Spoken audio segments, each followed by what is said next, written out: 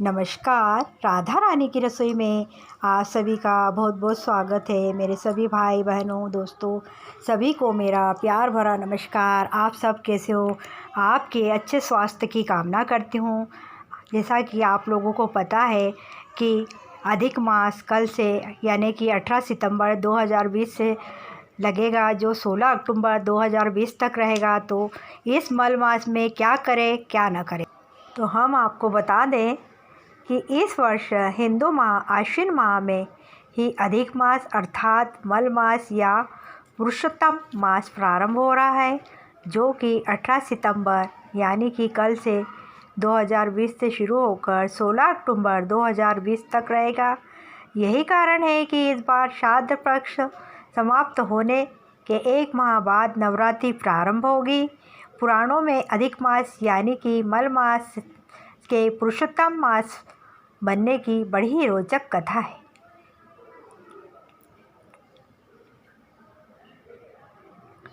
उन्नीस वर्षों बाद इस वर्ष पितृ पक्ष और नवरात्र के बीच एक मास अधिक पड़ रहा है।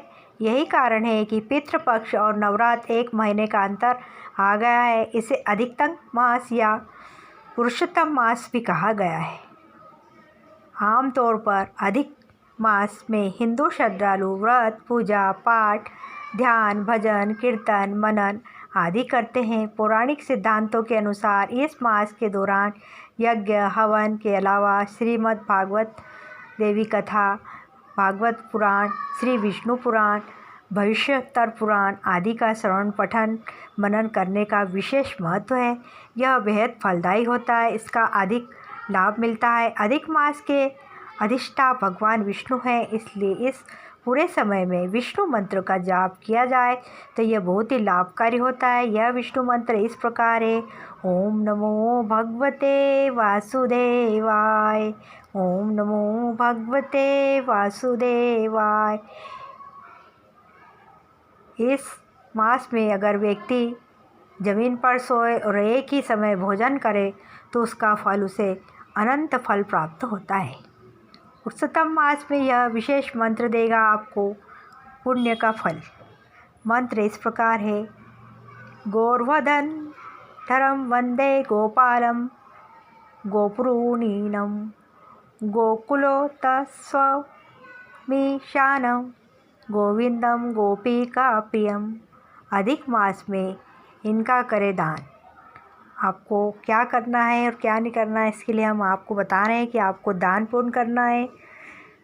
घी से भरा चांदी का दीपक, सोना या कांसे का पात्र, कच्चे चने, खारे, गुड़, तुअर दाल, लाल चंदन, कपूर, केवड़े की अगरबत्ती, केसर, कस्तूरी, गोरुचन, शंख, गरुड़, घंटी, मोती या मोती की माला, हीरा, पन्ना या नग, ये आपको करना है इसका दान। शुक्ल पक्ष का दान इस प्रकार रहेगा: मालपुआ, खीर, भरा पात्र, दही, सूती वस्त्र, रेशमी वस्त्र, ऊनी वस्त्र, घी, तिल, गुड़, चावल, गेहूँ, दूध, कच्ची खिचड़ी, शक्कर, शहद, तांबे का पात्र, चांदी का नंदीगण।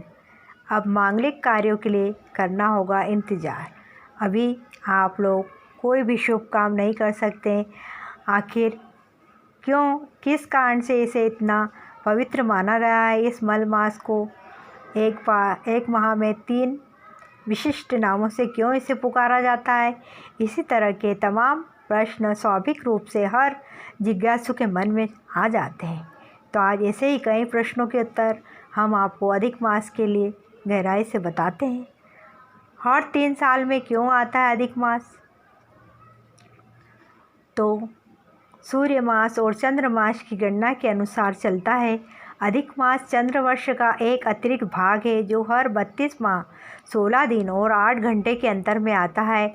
इसका प्राकट्य सूर्य वर्ष और चंद्र वर्ष के बीच अंतर का संतुलन बनाने के लिए होता है। भारतीय गणना पद्धति के अनुसार प्रत्येक सूर्य वर्ष 365 दिन और करीब 6 घंटे का होता है। वहीं चंद्र वर्ष 354 दिनों का माना जाता है। दोनों वर्षों के बीच लगभग 11 दिनों का अंतर होता है, जो हर 3 वर्ष में लगभग 1 मास के बराबर हो जाता है। इसी अंतर को पाटने के लिए हर 3 साल में एक बार चंद्रमास अस्तित्व में आता है, जिसे अतिरिक्त होने के कारण अधिक मास का नाम दिया गया है। मल मास का नाम क्यों दिया गया है? हिंदू धर्म में अधिक मास के दौरान सभी पवित्र कर्म वर्जित माने गए हैं। माना जाता है कि अतिरिक्त होने के कारण यह मास मलिन होता है, इसलिए इस मास के दौरान हिंदू धर्म में विशिष्ट व्यक्तिगत संस्कार जैसे कि नामकरण, योग्य पवित्र विवाह और सामान्य धार्मिक संस्कार जैसे गृह प्रवेश, नई बहुमूल्य वस्तुओं की खरीदी आदि आमतौर पर नहीं किए जाते। मलिन मानने के कारण इसे मल मास का नाम दिया गया। साथ ही अगर आप लड़की देखने जा रहे हों तो जा सकते हैं, बाकी आप रोका सगाई भी नहीं कर सकते।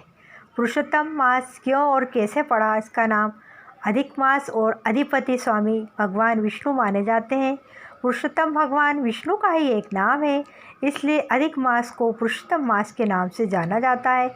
इस विषय में एक बड़ी रोचक कथा है, पुराणों में पढ़ने को मिलती है। कहा जाता है कि भारतीय मनीष ऋषियों ने अपनी गणना पद्धति से हर चंद्रमास के लिए एक देवता निर्धारित किए थे। चूँकि अधिक मास सूर्य और चंद्र मास के बीच संतुलन बनाने के लिए प्रकट हुआ, तो इस अतिरिक्त मास को अधिपति बनने के लिए कोई देवता तैयार न हुआ। ऐसे में ऋषि मुनियों ने भगवान विष्णु से आग्रह किया कि वे ही इस मास का भार अपने ऊपर लें। भगवान विष्णु ने इस आग्रह को स्वीकार कर लिया और इस तरह से मल मास के साथ पुरुषोत्तम मास बन गया।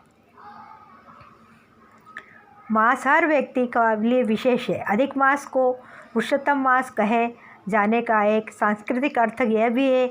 ऐसा माना जाता है कि यह मास हर व्यक्ति विशेष के लिए तन मन से पवित्र होने का समय होता है। इस दौरान श्रद्धालु जन व्रत, उपवास, ध्यान, योग और भजन कीर्तन मनन में संलग्न रहते हैं और अपने आप को भगवान के प्रति समर्पित कर देते हैं। इस तरह का यह समय सामान्य पुरुष से उत्तम बनने का होता है, मन के मेल को धोने का होता है। यही वजह है कि इसे पुरुषोत्तम मास का नाम दिया गया है। अधिक मास का पौराणिक आधार अधिक मास के लिए पुराणों में बड़ी ही सुंदर सी कथा सुनने को मिलती है। तो यह कथा दैत्यराज हिरण्यकश्यप के वध से जुड़ी है। पुराणों के अनुसार दैत्यराज हिरण्यकश्यप ने एक बार ब्रह्मा जी को अपने कठोर तप से प्रसन्न कर लिया और उसने अमरता का वरदान मांगा। चूँकि अमरता का वरदान देना निषिद्ध है, इसलिए ब्रह्मा जी ने उसे कोई भी अन्य वर मांगने को कहा। तब हिरण्यकश्यप ने वर मांगा कि उसे संसार का कोई नर, नारी, पशु, देवता या असुर मार न सके। ऐसा संसार में कोई भी उसे मार न सके। वह वर्ष के 12 महीनों में मृत्यु को प्राप्त न हो। जब वह मरे तो न दिन हो न रात का समय हो। ऐसा उसने कहा। वह न किसी अस्त्र से मरे, न किसी शस्त्र से मरे, न घर में मरे, न बाहर इससे मारा जा सके, न ही। इस वरदान के मिलते ही हिरण्यकश्यप स्वयं को अमर मानने लगा और उसने खुद को भगवान घोषित कर दिया। समय आने पर भगवान विष्णु ने अधिक मास में नरसिंह अवतार यानी कि आधा पुरुष और आधे शेर के रूप में प्रकट होकर शाम के समय देहरी के नीचे अपने नाखूनों से हिरण्यकश्यप का सीना चीर कर उसे मृत्यु के द्वार भेज दिया। अधिक मास में क्या करना चाहिए और क्या नहीं करना चाहिए, क्या उचित है और क्या अनुचित है। उचित और अनुचित का संपूर्ण फलदायी किस प्रकार होता है। आमतौर पर अधिक मास में हिंदू श्रद्धालु व्रत, उपवास, पूजा पाठ पठान लोगों को श्रीमद् भागवत कथा का श्रवण करना चाहिए। इस दौरान व्रत पूजा करना चाहिए, यज्ञ करना चाहिए, हवन करना चाहिए। इसके अलावा विष्णु पुराण और भविष्योत्तर पुराण आदि का श्रवण पठन करना चाहिए। अधिक मास अधिष्ठा भगवान विष्णु है, इसलिए इस वर्ष पूरे समय में विष्णु मंत्र का जाप विशेष तौर पर लाभकारी होता है। ऐसा माना जाता है कि अधिक मास में विष्णु मंत्र का जाप करने वाले साधकों को भगवान विष्णु स्वयं आशीर्वाद देते हैं, उनके पापों का शमन करते हैं और उन्हें समस्त इच्छाएं उनकी पूरी करते हैं।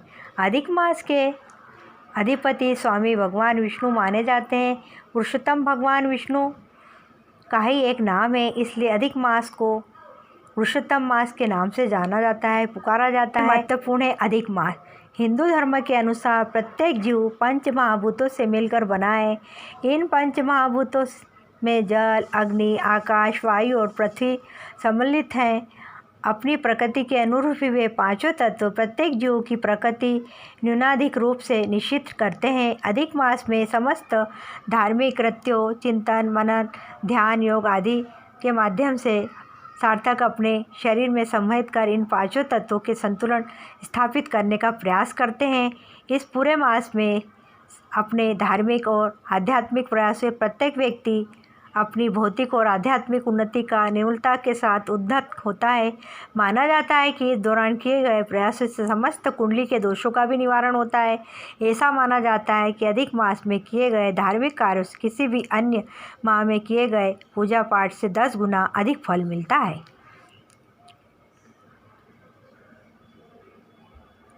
अधिक मास में क्या कर सकते हैं और क्या नहीं। अधिक मास में इस पूरे माह में व्रत, तीर्थ, स्नान, भागवत पुराण, कथा ग्रंथों का अध्ययन, विष्णु यज्ञ आदि किए जा सकते हैं। जो कार्य पहले शुरू किए गए उन्हें जारी रख सकते हैं, जैसे संतान का जन्म कृत्य, जैसे गर्भाधान, पुष्पवन, समस्त आदि संस्कार किए जा सकते हैं। अगर किसी मांगलिक कार्य की शुरुआत न करें और साथ ही ब्याह न करें और सगाई भी न करें, अगर आप रिश्ते देखने जा रहे हैं तो रिश्ते देखने जा सकते हैं, बाकी रोका न करें। लेकिन मल मास यानी कि अधिक मास में कोई प्राण प्रतिष्ठा, स्थापना, विवाह, मुंडन, नव वधू, गृह प्रवेश, योग्य प्रवित, नामकरण, संस्कार व कर्म करने की मनाही है। लीप ईयर में आश्विन अधिक मास 160 साल बाद अंग्रेजी कैलेंडर में 4 वर्ष में एक बार लीप ईयर आता है। लीप ईयर में फरवरी में 29 दिन होते हैं। हिंदू कैलेंडर में लीप ईयर नहीं होता। अधिक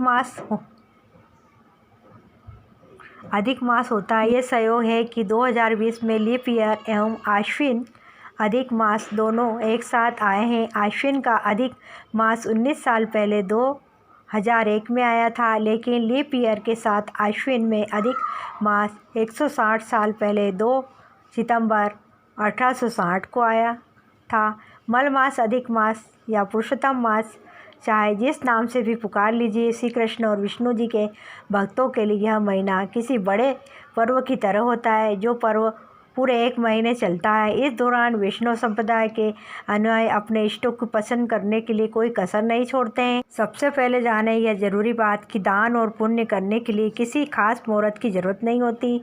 जब समय और धन दान करते रहना चाहिए। इसलिए मल मास में छोटे से छोटा उपाय करके बड़ा लाभ लिया जा सकता है। सबसे पहले जाने यह ज़रूरी बात कि आपको दान और पुण्य करने के लिए किसी खास मुहूर्त की ज़रूरत नहीं होती। जब समय हो धन और दान करते रहना चाहिए, लेकिन कुछ मुहूर्त ऐसे ज़रूर होते हैं जिसे में किया गया दान पुण्य कर्म जातक को कई गुना लाभ देता है, फल देता है। मल मास ऐसा ही एक महीना है जब आपको आपके किए हुए दान का कई गुना फल मिलता है और भगवान आप पर आने वाली विपत्तियों को टाल देते हैं। हमेशा इस 1 महीने में आप बना ले नियम। हमेशा कहा जाता है कि अच्छी सेहत और समृद्धि के लिए हर रोज़ सूर्योदय से पहले ही बिस्तर छोड़ देना चाहिए, लेकिन किन्हीं वजहों से चलते यदि आप ऐसा न कर पाते हो तो ऐसे पूरे महीने ज़रूर ऐसा करें। सुबह जल्दी उठकर नहाएं और घर में के मंदिर में पूजा और सूर्यदेव को जल अर्पित अवश्य करें। संभव हो तो दिनचर्या में करें ये बदलाव।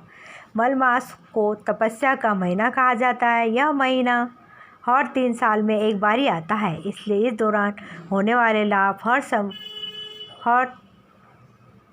हम हर साल तक नहीं कमा सकते। ऐसे में कुछ नियमों का पालन करना चाहिए जिनमें हमारा शेड्यूल को प्रभावित भी न हो।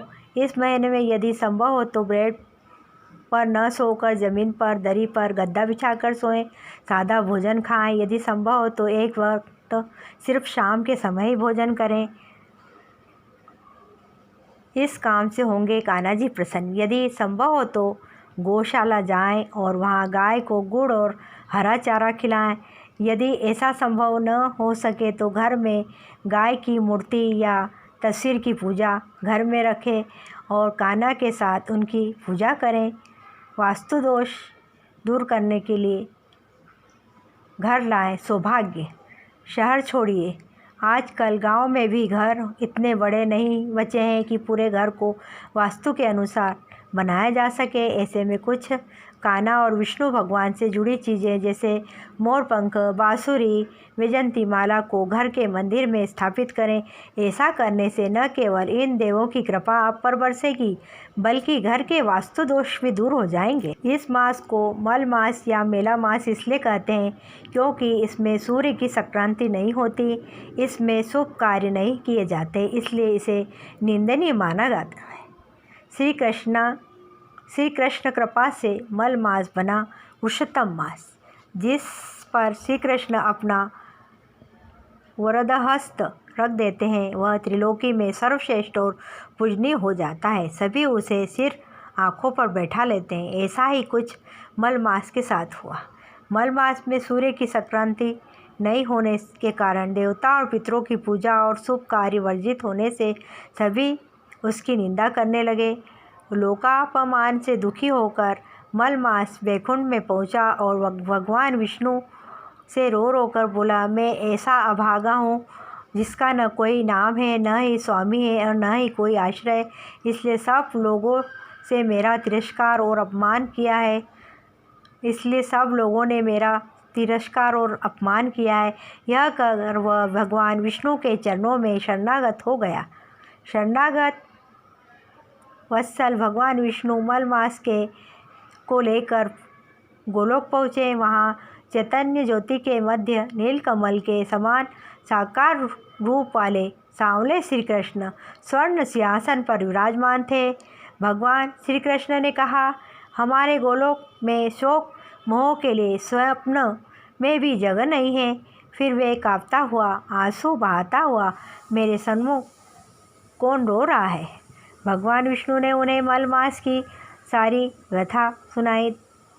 तब भगवान श्री कृष्ण ने स्वयं कहा, सद्गुण, कीर्ति, प्रभाव, षडैश्वर्य, पराक्रम, भक्तों को वरदान देना आदि जितने भी सद्गुण मुझ पुरुषोत्तम में है उन सबको आज से मैंने मल मास को सौंप दिया है। मेरा नाम जो वेद, लोक और शास्त्र में प्रसिद्ध है, आज से उसी पुरुषोत्तम मास से यह मल मास विख्यात होगा।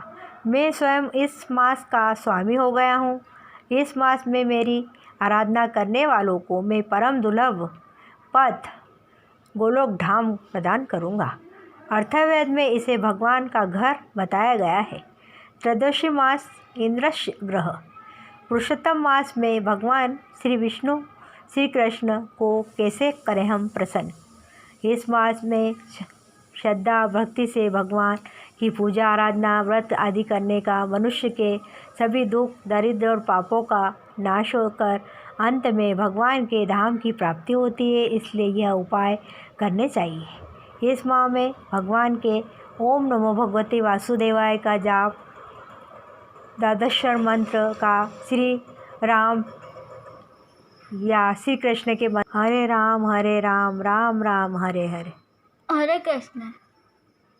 चलो सही है। पहले वही बोला था हरे कृष्ण हरे। नहीं, पहले बोला श्री राम श्री कृष्ण, फिर हरे राम राम राम हरे हरे का शिव पंचाक्षर मंत्र ओम नमः शिवाय या ओम नमो नारायण मंत्र का जाप अनंत फल देता है। अंत में जितना हो सके किसी मंत्र का अधिक से अधिक जाप करना चाहिए। हरे राम राम हरे हरे, हरे कृष्ण कृष्ण कृष्ण हरे। ये भी बोला था तुमने। हाँ ला चल फिर से।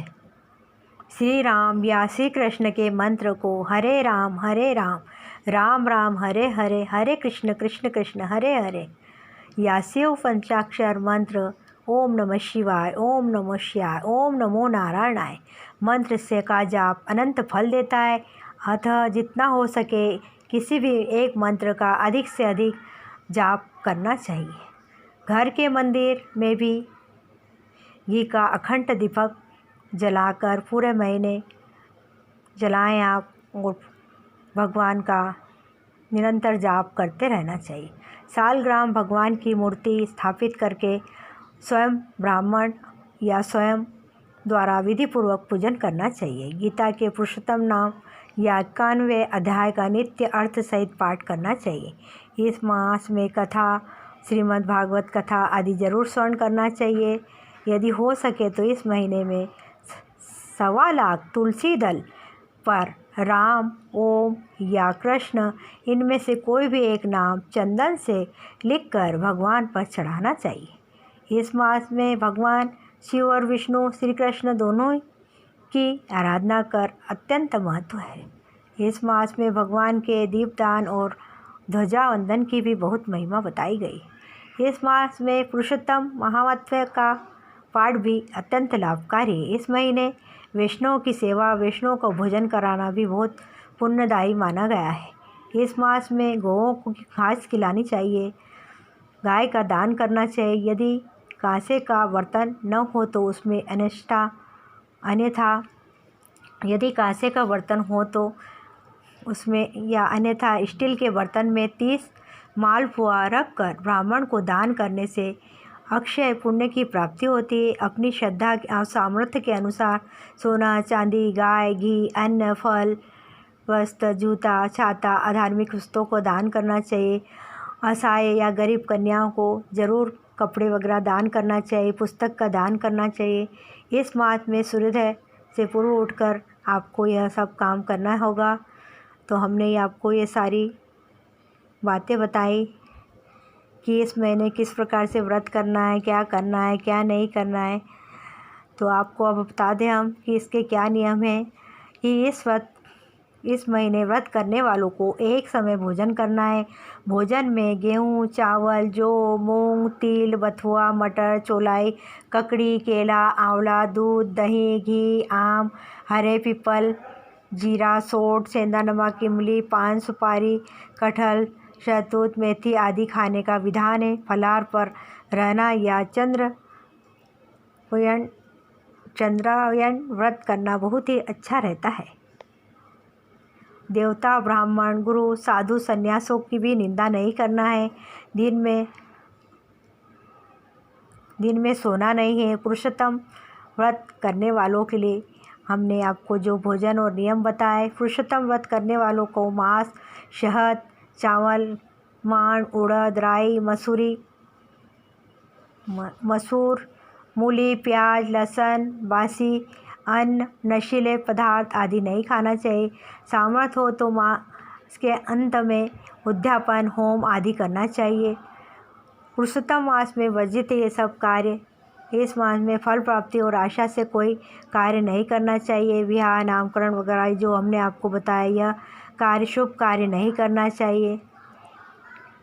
और आपने अपने सामर्थ्य के अनुसार दान पुण्य अवश्य करना चाहिए। धन धान्य और पुत्र, इससे धन धान्य और पुत्र पौत्रों की वृद्धि होती है। पुरुषोत्तम मास में भगवान पुरुषोत्तम को जानने की इच्छा से व्रत, पूजन, दान अवश्य करना चाहिए और गीता का पाठ भी अवश्य करना चाहिए। यो मामेव समीढो जानाति पुरुषोत्तम स सर्वविद जति मां सर्वभावेन भारत। पुरुषोत्तम मास में भगवान पुरुषोत्तम की जानने की इच्छा से व्रत, पूजन, दान आदि करना चाहिए। और गीता और भगवान श्री कृष्ण जी कहते हैं गीता में कि यो मामेव समीढो जानाति पुरुषोत्तम स सर्वविद मां सर्वभावेन भारत। तो हमने आपको अधिक मास में बताया कि आपको क्या करना चाहिए और क्या न करना चाहिए। तो आप कोई भी शुभ काम न करें और व्रत करें, निरंतर विष्णु जी के मंत्र का जाप करें, गीता का पाठ करें, पुराण पढ़ें, श्रीमद् भागवत गीता पढ़ें और दिन में न सोएं। अगर आप व्रत करना चाहते हैं तो एक बार व्रत करके फरियाल करें तो आपको काफ़ी लाभ हो। आपको हमारा यह वीडियो पसंद आए तो वीडियो को लाइक करें, शेयर करें, अपनी फैमिली फ्रेंड बच्चों में शेयर करें। साथ ही हमारे 3 चैनल है, राधा रानी की रसोई, एस्ट्रो विथ राधा रानी और राधा रानी की रसोई और राधा कृष्ण की रसोई, 3 चैनल है। आपको हमारा यह वीडियो पसंद आए तो वीडियो को लाइक ज़रूर करें। हमारे 3 चैनल हैं, राधा रानी की रसोई, राधा कृष्ण की रसोई और नया चैनल है एस्टो विद राधा रानी। को लाइक शेयर सब्सक्राइब अवश्य करें। अभी तक आपने मेरे चैनल को सब्सक्राइब नहीं किया है तो सब्सक्राइब करके बेल को ज़रूर प्रेस करें ताकि मेरे वीडियो की नोटिफिकेशन मिलती रहे। फिर मिलते हैं एक नए उपाय के साथ, तब तक के लिए बाय, धन्यवाद, टेक केयर।